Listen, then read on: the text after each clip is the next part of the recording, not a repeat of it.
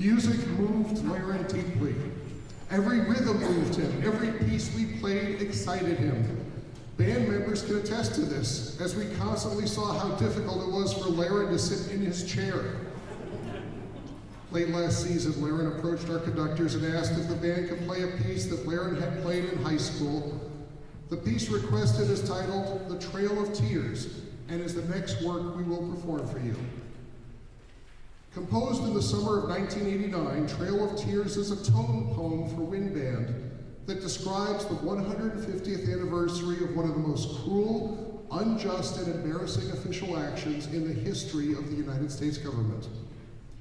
Prior to 1830, a group of Native Americans collectively referred to as the 5 civilized tribes, the Cherokee, Chickasaw, Choctaw, Muskogee, and Seminole, were living as autonomous nations in what would later be called the American Deep South. American settlers had been pressuring the federal government to remove Indians from their ancestral lands. Settlers were expanding onto these lands for farming, and others were caught up in the 1829 gold rush near Dahlonega, Georgia. Although the removal efforts were vehemently opposed by some, President Andrew Jackson was able to gain congressional passage of the Indian Removal Act in 1830, which authorized the government to extinguish Indian title to all lands in the Southeast. In 1831, the Choctaw became the first nation to be relocated. After 2 wars, many Seminoles were removed in 1832. In the years following the act, the Cherokee filed several lawsuits regarding conflicts with the state of Georgia.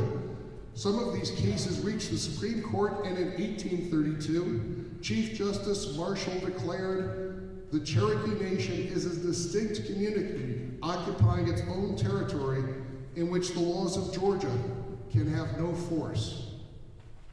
Andrew Jackson didn't listen to the Supreme Court mandate and chose instead to continue with Indian removals. The Creek tribe was removed in 1834 and the Chickasaw in 1837. Forcible removal of the Cherokee began in 1838. In the Cherokee language, this event is called Dohani Duna Tlohilui, the trail where they cried.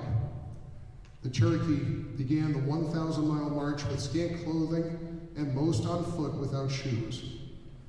On this tragic journey, more than 5,000 Native Americans perished from starvation, exhaustion, disease, exposure, and murder by locals through which they were being marched.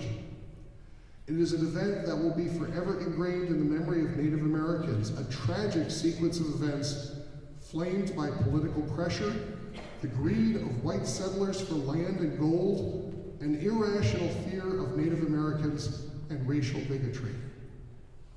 As noted by the composer, the music opens with a solo flute, intended to recall the bucolic, non-aggressive nature of these 5 tribes.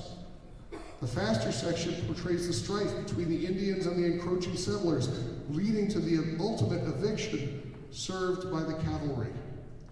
The dramatic last scene depicts the agony of the march itself and includes the recitation of a mournful poem in the Cherokee language, which translates as, "Let us mourn for those who have died. Let us mourn for those who are dying. Let us mourn for those who endure."